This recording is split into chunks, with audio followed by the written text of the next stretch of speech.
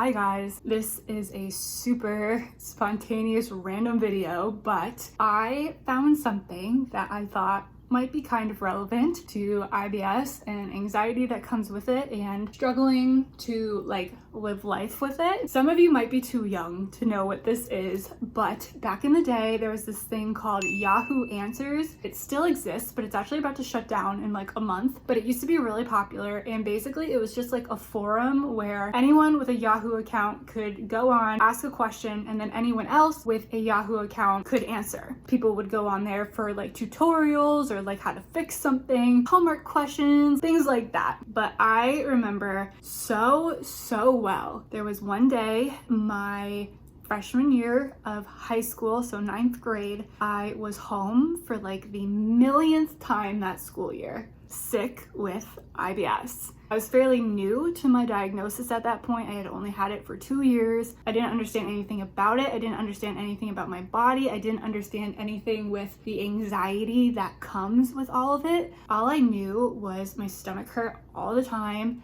I was super depressed. I felt super isolated. I felt so scared to go anywhere, especially school, to the point where even on days that I didn't necessarily feel that sick with my IBS, I was still so terrified to go to school in fear that I might get sick there. I might flare there and then I'll be like stuck there and be like super sick and miserable for the rest of the day at school. My anxiety of that was so bad that I missed most of the days of my freshman year of high school. There was one day I felt super fucking guilty about it. And this was like a constant pattern, was I would be so afraid to go to school, and then my mom would finally let me stay home again for literally like the 3rd, 4th, 5th day in a row. And then the minute she told me I could stay home, the weight of the guilt I had of not going to school, of not being able to live my life, of not seeing my friends, of falling behind with schoolwork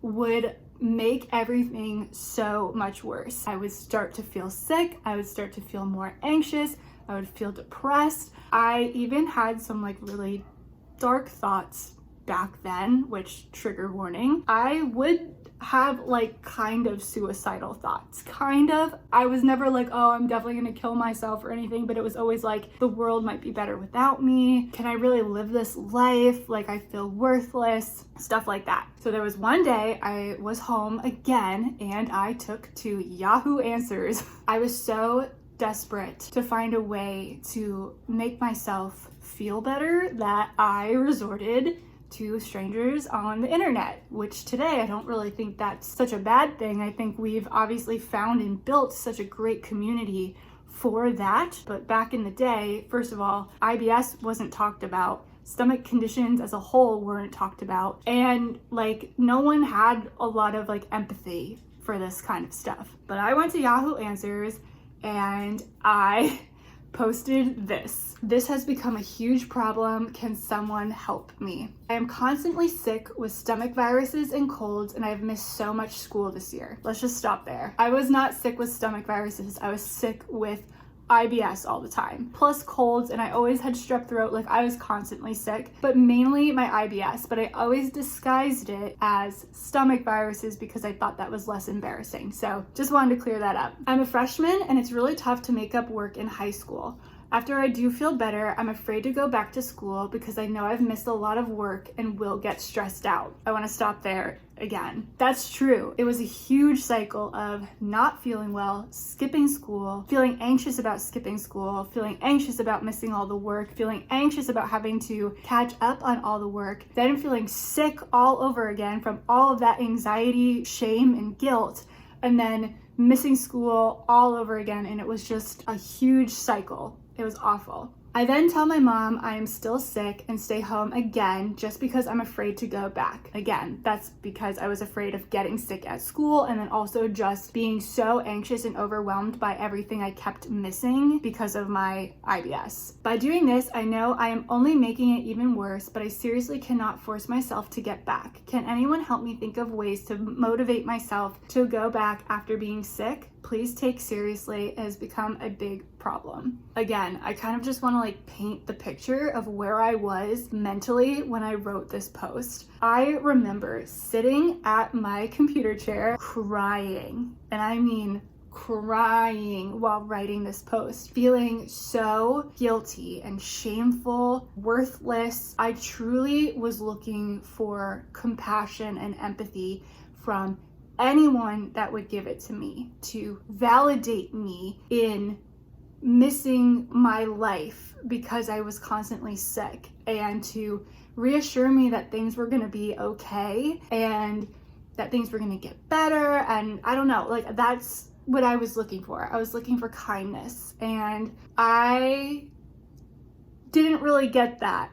Going through this now, I see that the top favorite answer is actually a nice answer, but I didn't see this back then. I'm literally seeing it for the first time now. I'm currently in a similar situation. I've missed a fair amount of school this year, and I'm in grade 11, a sophomore. That's usually junior. I guess they don't live in the US, I don't know. Instead of watching movies and eating ice cream when I'm homesick, I complete all of my work, study for tests and SATs. My trick is to work an hour or two and sleep an hour or two. Try to work smarter, not harder. Complete all your work. That way when you get back, you won't be behind everyone else. Best of luck. That's a really nice answer, and I think I would have enjoyed that answer back then. It would have given me hope to see that someone else was going through a similar situation and they were giving like constructive advice. Instead, I remember the favorite answer back when I wrote this was the next answer. How about the fact that you're going to fail your freshman year, and if you don't get your butt back to school, you will be going to summer school and may even be put in the alternative education program for losers.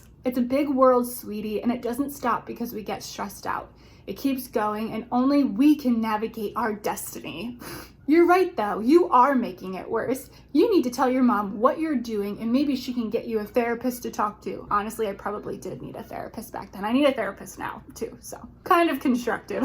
Believe it or not, in the grown-up world, we go to work sick all the time because we need our paychecks to feed our kids. You're not far from this world, young lady. Get on board. That was the top answer when I wrote this. And to say I felt worse after I read that and felt truly like a loser and just so much more isolated in my issues, you know, who the fuck knows who that person was? Clearly they have like some other fucking issues, unless that was truly their way to motivate me. That was rough. That was rough. I never want anyone to ever feel like how I did in that moment. I know there are people that message me and they literally tell me I had to miss a day of work or I had to miss a day of school because I'm having an IBS flare. I feel so guilty for missing work. I'm afraid I'm gonna get fired. I'm afraid I'm gonna be behind on all of my work. I feel so overwhelmed. I can't keep up in school. And I just always want everyone to know that you're not alone in this struggle, no matter what you're feeling. If you're just sick of dealing with the pain, if you're feeling overwhelmed by it, if you're feeling shame and guilt for not being able to like really live your life because of it, you are not alone. It does not make you worthless. I promise you still have people that love you, and you will find people who want to help you through it, who will want to understand and help you more. You don't have to go through this alone. And that's what I love so much about this community that we have built together. My IBS life would not be anything without all of you. It would not have been this big loving community if you guys didn't come and follow and share your journeys, share your stories, share your struggles, share your advice. Now people do have a place when they're feeling these sort of struggles or any sort of struggle that comes with IBS, IBD, any type of gut disorder, any type of chronic illness. They have a safe, loving place to come to where they don't have to feel like how I did a decade ago when I wrote this. They can automatically feel loved and understood. They can feel like they're not alone. So thank you guys for helping me build the community my freshman year self desperately wanted to find back then. And yeah, that's it. I love you all so much. Happy IBS Awareness Month, and I will see you guys in my next video. Bye guys.